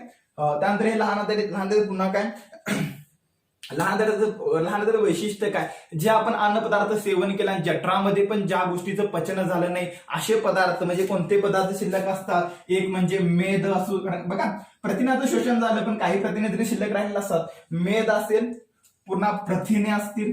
ठीक आहे. पुन्हा स्निग्ध पदार्थ असतील, स्निग्ध पदार्थ हे जे घटक आहेत, मेद पदार्थ, स्निग्ध पदार्थ, जे अजून जे शरीराच्या आपण अन्न सेवन केलं अजून जे घटक पचले नाहीत, हे सर्व घटक शोषणाचं किंवा पचनाचं काम कोण करत असतं, तर हे लहान आतडी करत असतं. ठीक आहे. मग लहान आतड्यामध्ये काय काय होत असतं, लहान आतड्यामध्ये पचन करण्यासाठी त्याला दोन सहाय्य करण्यासाठी दोन ग्रंथी असतात. ठीक आहे. आता आपण हे लहान आतडे पाहणार आहे, पण या लहान आतड्याला सहाय्य करण्यासाठी दोन ग्रंथी असतात. समजा हे आपलं लहान आतडे आहे, तर बघा हे लहान आतडे आहे, लहान आतड्याचा आकार असा असतो. ठीक आहे. हे बघा हे आपले लहान आतडे आहे, तर लहान आतड्याशी जोडलेल्या दोन प्रकारच्या ग्रंथी असतात. हे किती ग्रंथी असते, त्या ग्रंथीला स्वादुपिंड म्हणतात. आणि इथे एक ग्रंथी असते, त्या ग्रंथीला काय यकृत एवढी मोठी असते ती यकृत. ठीक आहे. इथे एक दोन ग्रंथ्या असतात, ह्या दोन ग्रंथ्या लहान आतड्याशी जोडलेल्या असतात आणि लहान आतड्याला जे राहिलेले पाचक राहिलेले अन्न पदार्थ आहेत, राहिलेल्या अन्न पदार्थांचं शोषण करण्यासाठी ह्या दोन ग्रंथी उपयोग असतात. त्यामध्ये पहिला आहे यकृत. यकृतचं पहिलं वैशिष्ट्य माहिती आहे, यकृत ही आपल्या शरीरातील सर्वात मोठी ग्रंथी आहे, सर्वात मोठी ग्रंथी आहे. आपल्या शरीराचा विचार केला की आपल्या शरीरातील दोन नंबरचे सर्वात मोठा अवयव. ठीक आहे. आपल्या शरीरातील 2 नंबरचा सर्वात मोठा अवयव. मग आपल्या शरीरामध्ये सर्वात मोठा अवयव कोणता तो माहित पाहिजे. आपल्या शरीरामध्ये सर्वात मोठा अवयव आहे, त्याचं नाव आहे त्वचा. मानवी त्वचा हा आपल्या शरीरातील सर्वात मोठा अवयव आहे. सर्वांच्या माइंड मधली ही कन्सेप्ट आता काढून टाका. अवयव म्हणले की फक्त हाडे. ठीक आहे. अवयव म्हणजे आपल्या शरीराचे सर्व घटक येतात. ठीक आहे. आणि त्वचा ही मानवाच्या पूर्ण शरीराच्या असते ना, त्वचा पूर्ण असते ना, मग त्वचा ही मानवी शरीरातील सर्वात मोठा अवयव आहे. 2 नंबरचा मोठा अवयव म्हणला तर तो यकृत येतं. हे यकृत इथं असतं. ठीक आहे. म्हणजे एक सर्वात मोठी ग्रंथी म्हणला तर यकृत, आणि सर्वात मोठा 2 नंबरचा अवयव म्हणला तर ते सुद्धा कोण येतं, तर यकृत येतं. ठीक आहे. त्यानंतर यकृतमध्ये काय असतं, यकृतमध्ये पित्तरसाची निर्मिती होते. पित्तरस, इथं पित्ताशय पण असतं. यकृतीचे बघा तुम्ही लहान दाखवलं होतं, हे काय यकृत इथं पित्ताशय असतं. म्हणजे यकृतामध्ये निर्मित झालेलं जे पित्त आहे ते साठवून ठेवणं, त्याला पित्ताशय असं म्हणतात. ठीक आहे. हे पित्ताशय असतं. पित्त म्हणजे नेमकं काय, जातं मनुष्य पित्ताचा विचार करतात, पित्तरस असतो. ह्या पित्ताचा विचार केला, पित्तरस मध्ये काय काय असतं किंवा आपण त्याला पित्त म्हणतोय, काय म्हणतो ना आपण, पित्त खवळलं की त्रास होतो, करपे ढेकर येतात, उलटी काही जणांना होते, काही जणांना मळमळ्यासारखं होतं, आणि छातीच्या या भागामध्ये खूप गच्च झाल्यासारखं वाटतं. अन्न पदार्थ गिळताना सुद्धा त्रास होतो. ठीक आहे. काहीतरी अडकल्यासारखं वाटतं. हे कधी होतं, जेव्हा मनुष्याचा पित्ताचं प्रमाण वाढतं आणि छाती मग खूप भरल्यासारखं वाटतं, वजनदार वाटतं, त्रास होतो. ठीक आहे. हे कशामुळे होत असतं की जेव्हा मनुष्याच्या शरीरामध्ये पित्ताचं प्रमाण वाढतं. हे पित्त कुठे निर्मिती होते, ही पित्त काय आहे, एक प्रकारचं काय आहे, श्राव्य आहे, ते यकृतामध्ये तयार होतं आणि पित्ताशयमध्ये साठवलं जातं. मग पित्तामध्ये कोणते घटक असतात, तर पित्ताचा पीएचचा विचार केला तर पित्ताचा पीएच हा 7.7 असतो. म्हणजे पित्त हे कोणतं असतं, आम्लारी असतं, बेसिक असतं. आम्लारी किंवा काय असतं, बेसिक असतं. ठीक आहे.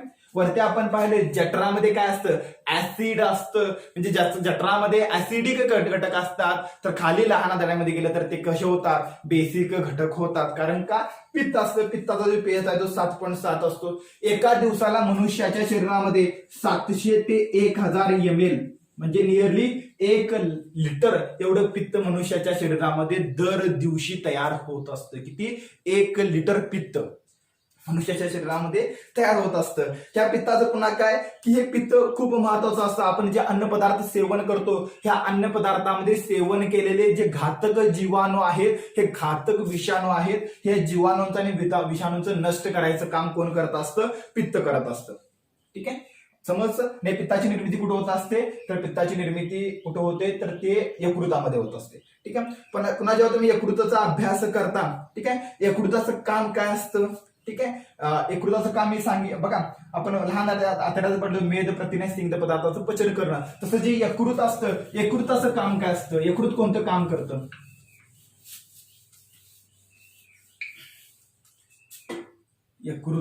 यकृताचे कार्य काय. ठीक आहे. आपण जे स्निग्ध पदार्थ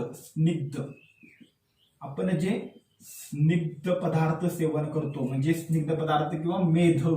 ठीक आहे. आपण स्निग्ध पदार्थ मेध जे सेवन करतो, ह्याचं पचन करायचं काम कोण करतं, तर यकृत करतं. बघा आपण जे स्निग्ध पदार्थ सेवन करतो त्यामध्ये काय असतं, स्निग्ध पदार्थ जर तुम्ही सेवन केला तर सेवन केलेल्या स्निग्ध पदार्थामध्ये मोठ्या प्रमाणात काय असतं, ग्लुकोज शुगर असते, काय ग्लुकोज असतं. ठीक आहे, तुम्हाला बघा म्हणजे विकृतमध्ये काय आपण सेवन केलेल्या अन्न पदार्थामध्ये ग्लुकोज असतं, ग्लुकोज. ठीक आहे, ग्लुकोज आपण सेवन केलेल्या अन्न पदार्थामध्ये काय असतं, ग्लुकोज असतं. आपण ग्लुकोजला काय म्हणतो, आपल्या शरीरातील एनर्जीचा सोर्स. तुम्हाला लवकरात लवकर जर एनर्जी पाहिजे असेल तर ती एनर्जी कुठून मिळते, तर ती ग्लुकोज मधून मिळत असते. ठीक आहे, हा ग्लुकोजचा फॉर्म्युला काय असतो नंतर आपण पाहणार आहे, आता मी सांगत नाही कार्बोहायड्रेट्स म्हणजे काय, त्याचा फॉर्म्युला काय असतो, CHO किती स्वरूपात असतो. ठीक आहे, ते काय मी सांगत नाही. आपण जे पुढचा टॉपिक अनालिसिस करणार आहे की पोषद्रव्ये, त्यात आपण ग्लुकोज अनालिसिस करू. ग्लुकोज म्हणजे काय, आपल्या शरीरात तुरंत एनर्जीचा पुरवठा करणार एक घटक की लगेच आलेल्या शरीर वीक आहे तर म्हणतात ना, एखाद्याला अशक्तपणा आला तर ग्लुकोजची पावडर देतात, ती प्या म्हणतात, ती पेला गेले तरतरीपणा येतो, की शरीराला लवकरात लवकर एनर्जीचा पुरवठा करणं त्याला ग्लुकोज म्हणतात. पण समजा आपण मोठ्या प्रमाणात अन्नपदार्थ सेवन केलं आणि शरीरामध्ये ग्लुकोजाचं प्रमाण प्रचंड वाढलं. ठीक आहे, शरीरामध्ये काय झालं, ग्लुकोजाचं प्रमाण जर मोठ्या प्रमाणात जर वाढलं असेल, ठीक आहे, तर ग्लुकोज शरीरातील ग्लुकोजाच्या मोठ्या झालेल्या प्रमाणात ग्लुकोज असतो, तो ग्लुकोज काय करायचं की ग्लुकोज जे असतं, ठीक आहे, त्या ग्लुकोज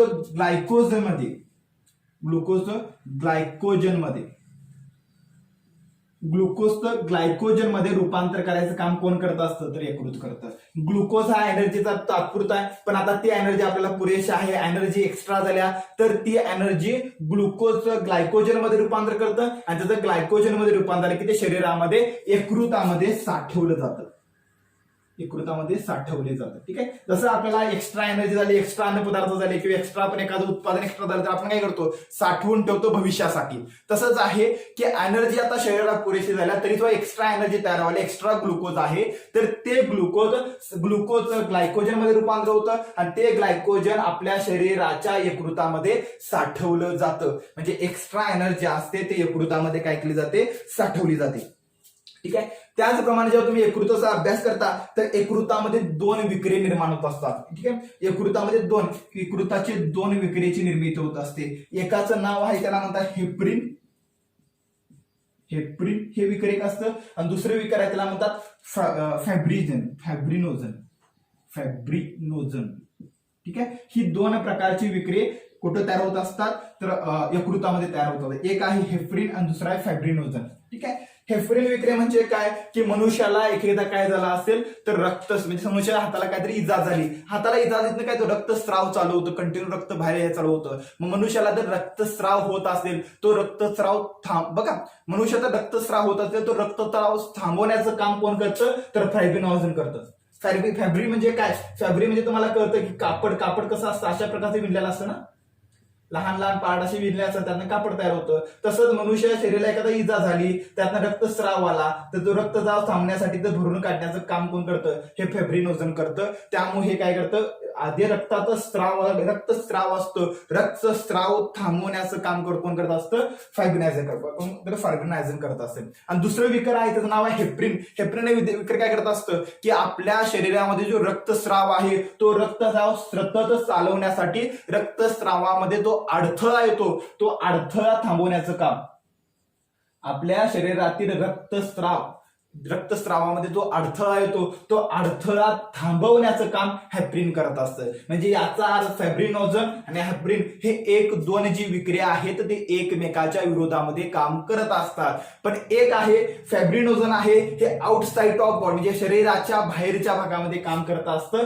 हेपरिन हे विक्रिया शरीराच्या अंतर्गत भागात काम करत असतं. कारण रक्तस्राव होत असताना जर मध्ये रक्तवाहिनी किंवा शिरामध्ये जर काय झाला असेल तर अडथळा आला असेल तो अडथळा हेपरिन काय करत असतं, नष्ट करत असतं. आणि शरीराच्या बाहेर जर रक्त आउटसाइडला जर रक्त येत असेल तर ते रोखण्याचं काम कोण करतं, फॅब्रिनायझर. म्हणजे हेपरिन आहे ते शरीराच्या अंतर्गत भागात काम करतं, फॅब्रिनायझर आहे ते शरीराच्या बाहेरच्या भागामध्ये काम करत असतं. ही दोन विक्रिये यकृतामध्ये तयार होत असतात, हे पण तुम्हाला थोडं माहित पाहिजे.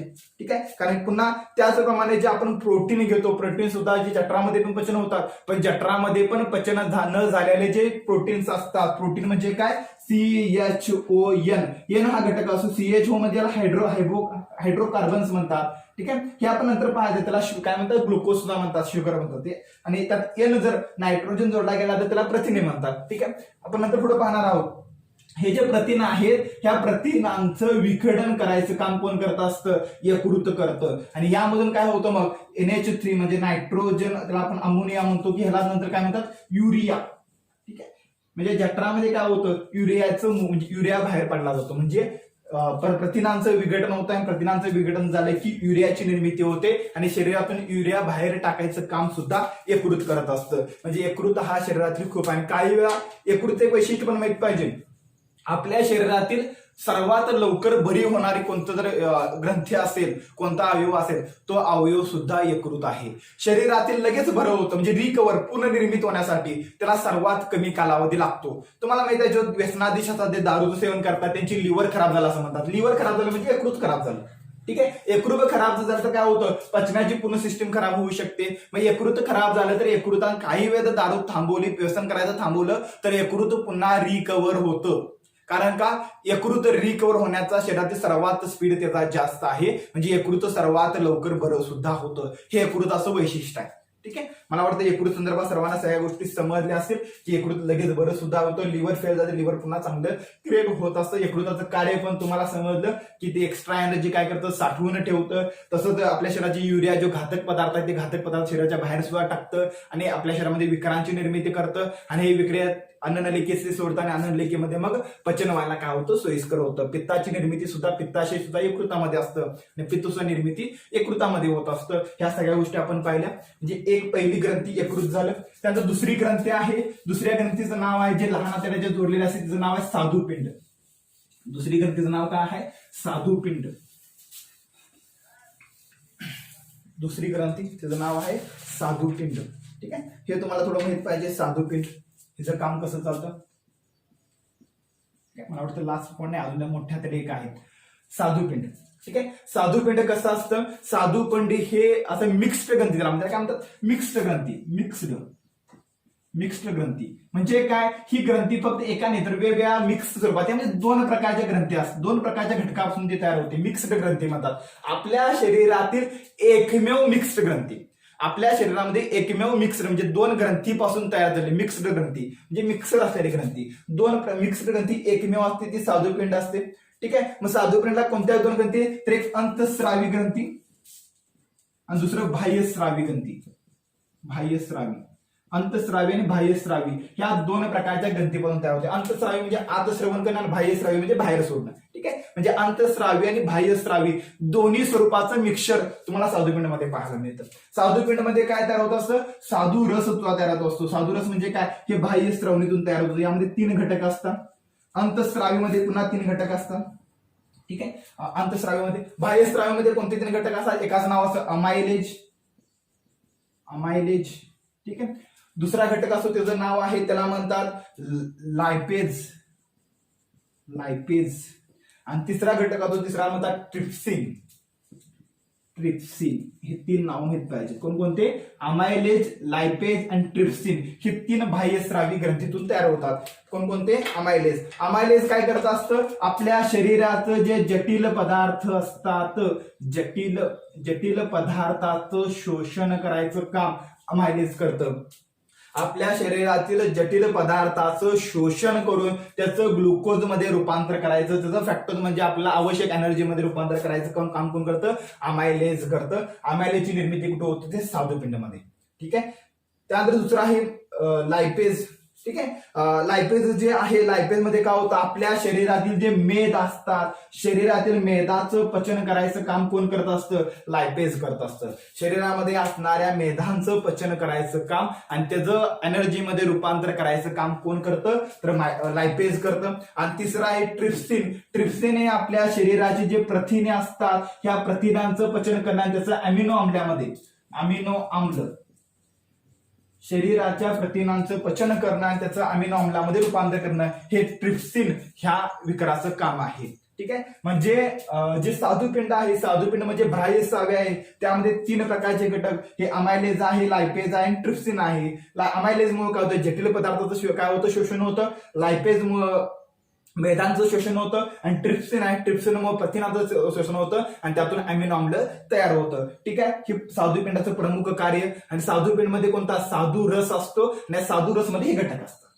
ठीक आहे, त्यानंतर अंतस्रावी म्हणजे आत सुद्धा 3 प्रकारच्या घटकाची निर्मिती होत असते. त्यामध्ये कोणकोणते घटक येतात, त्यामध्ये 3 प्रकारच्या पेशी असतात, अल्फा पेशी, बीटा पेशी आणि दिसाचं गॅमा पेशी. अशा 3 प्रकारच्या पेशी अंतस्रावी ग्रंथीमध्ये असतात. अल्फा पेशी असतात, त्या अल्फा पेशीतून काय होतं, इन्सुलिनची निर्मिती होते. इन्सुलिन, अल्फा पेशी खूप महत्वाचं आहे, बाकीच्या 2 पेक्षा ही इन्सुलिन महत्वाचा आहे. बीटा पेशी असतात, पुन्हा गॅमा पेशी असतात. ह्या बीटा पेशी असते, ह्यातून निर्मिती झालेला जो स्राव असतं ते इन्सुलिनला नियंत्रण ठेवतं.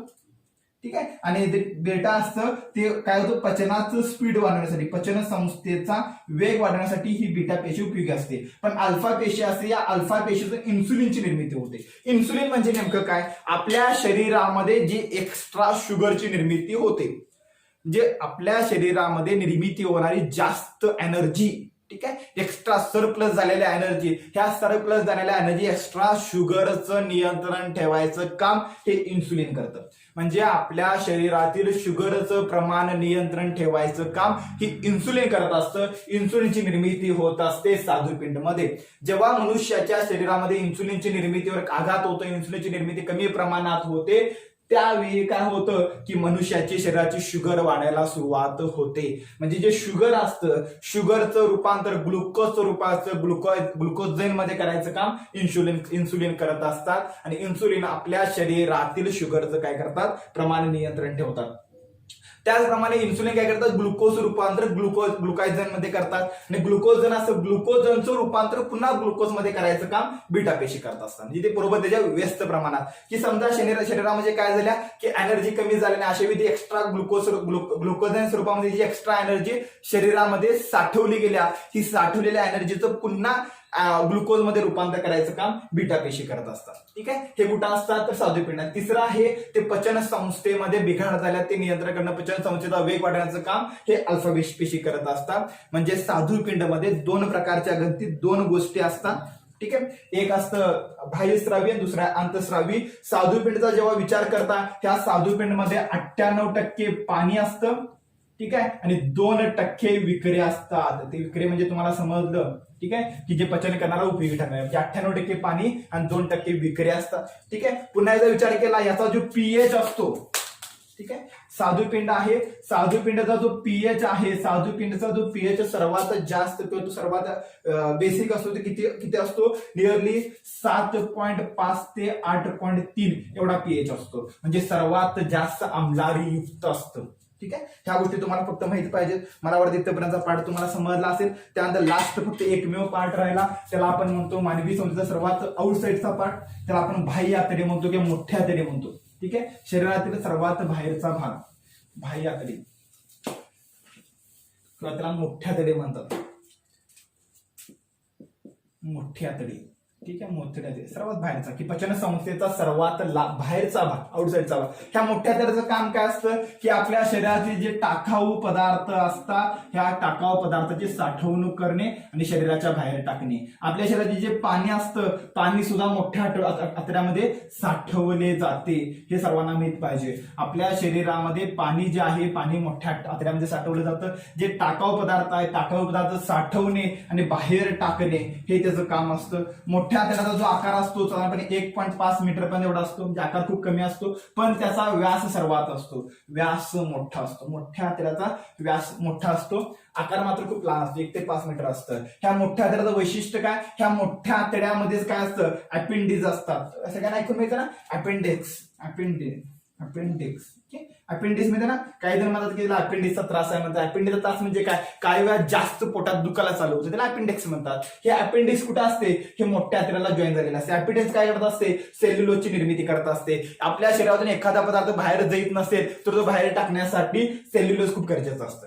ठीक आहे. सेल्युलोजमुळे आपलं काय होतं, पोट चांगल्या प्रकारे साफ होत असतं. मी एखादा असा पदार्थ की शरीरातून बाहेर जात नाही, तुझं अपेंडिक्स असतं ते सेल्युलोजची निर्मिती करतं आणि सेल्युलोजमुळे काय होतं, मोठ्या तरातून तो पदार्थ बाहेर टाकला जातो. हे अपेंडिक्सचा त्रास झाला की पोटात दुखणे काय अपेंडिक्स काढून सुद्धा टाकली जाते, कारण तेवढी जास्त उपयोगाची नसते. पण अपेंडिक्स काढण्याचा परिणाम भविष्यात होऊ शकतो. ठीक आहे, कारण शरीरात प्रत्येक गोष्टीच्या निर्मिती पाठीमागे कोणती तरी कारणाने ते प्रत्येक गोष्टीचं काहीतरी कार्य आहे, अशा मी तुम्ही एकत्र काढून टाकला त्याचा परिणाम होऊ शकतं. म्हणजे अपेंडिक्स तुम्हाला मोठ्या तड्यामध्ये पाहायला मिळते. त्याचं कार्य पण मी सांगितलं. ठीक आहे, त्याच्यामध्ये मोठ्या तड्यामध्ये कोणतंही पचन होत नाही हे सर्वांना पहिला माहित असून लहान तड्यामध्ये पचनाचा शेवट पाठ झाला, मोठ्या तड्यामध्ये सर्व टाकाव पदार्थ साठवून ठेवण्यात बाहेर टाकायचं काम करत असतं. ठीक आहे, बघा आता फक्त एवढं सांगेन की आताच्या लेक्चरमध्ये आपण काय काय पाहिलं, तर आताच्या लेक्चरमध्ये आपण पूर्ण पचन संस्था पाहिली की आपण जर अन्न सेवन केलं तर मुखामध्ये जातं, तिथनं ते दातामध्ये बारीक केलं जातं. त्यामध्ये 3 प्रकारच्या लाळ ग्रंथी असतात, त्या लाळ ग्रंथीमध्ये लाळ त्याने मिक्स होते, त्याचं ऍसिडिक होतं, तिथनं पुढे घसातून ते पुढे पास होतं, ते जठरामध्ये जातं, जठरामध्ये त्यामध्ये पुन्हा 3 प्रकारचे काय पाचक रस असतात, ते पाचक रस त्यामध्ये मिक्स होतात आणि ते जर मिक्स झाले, ठीक आहे, तिथून मग त्या काही प्रमाणात जठरामध्ये अन्न पदार्थाचं शोषण होतं. त्यानंतर पुढे ते लहान तड्यामध्ये जातं. लहान तड्यामध्ये पुन्हा विकड्या असतात, स्वादुपिंड आणि यकृतातून तयार झालेले विकड्या असतात, हे लहान तड्यामध्ये मिक्स होतात. तिथं पदार्थ असतं किंवा अन्न पदार्थाचं पूर्ण शोषण होतं आणि तिथनं ते कुठे जातात तर बाह्य आतड्यामध्ये जातात आणि बाह्य आतड्यातून ते शरीराच्या बाहेर टाकले जातात. पूर्ण पदार्थ सेवन केलेपासून तिथं शोषण होऊन तो बाहेर टाकण्यापर्यंतची सगळी प्रोसेस असते. ह्या प्रोसेसला आपण पचन संस्था म्हणतो. आणि आताच्या लेक्चरमध्ये आपण हा सगळा टॉपिक कंप्लीट केला, जो परीक्षेसाठी खूपच महत्वाचा होता. आशा आहे हा व्हिडिओ तुम्हाला खूप आवडला असेल. हा व्हिडिओ तुम्हाला खरंच आवडला असेल तर तुमच्या मित्रांना पण नक्की शेअर करा. आपण युजली म्हणजे ग्रामीण भागातील विद्यार्थी आहेत, ज्या ग्रामीण भागातील विद्यार्थ्यांना हा व्हिडिओ खूप उपयोगी ठरू शकतो, तर तुम्ही तिथं पण शेअर करायचं ना. थँक्यू व्हिडिओ शेवटपर्यंत ऐकल्यामुळे सर्वांचं थँक्यू सो मच. आपण इथं थांबूया.